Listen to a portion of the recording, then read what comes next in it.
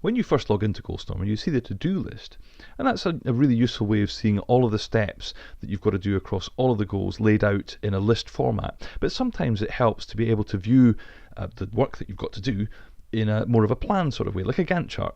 So we can do that. If we click on the Goals tab and select either the goal that you're interested in or any goal, you then can look at all of your goals in a Gantt chart or just the selected goal in a Gantt chart. So if we just view this one here, the define products and segments, you can see now that we have a list of the steps, the goal and the steps on the left here, and a map, a sort of Gantt chart of the information where the red line is today and this what stuff is in the future.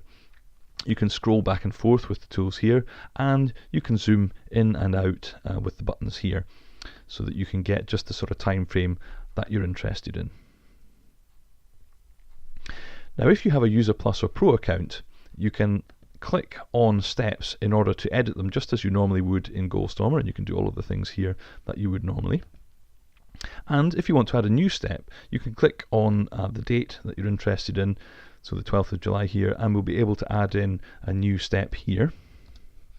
And if we set that for maybe taking a couple of days and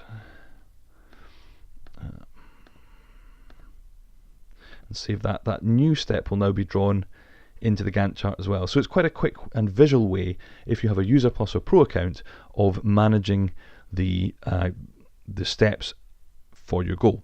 Now you can also, if you hold down the Command key in the Mac and Control key in the PC and then click Filter Gantt, you can have more than one goal sets of steps shown in your Gantt chart so that you can have a look at the impact perhaps of moving a piece of work here compared with the steps in another goal. So you can take an overall view of multiple goals. And when you're happy, you can click to hide or show that filter, which is especially useful if you want to print out your Gantt chart.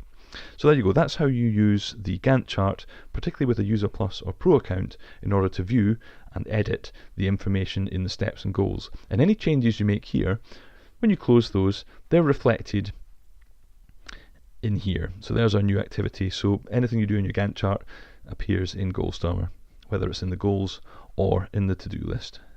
It's a new activity. There we go. And that's how you use the Gantt chart to help you view and edit goals.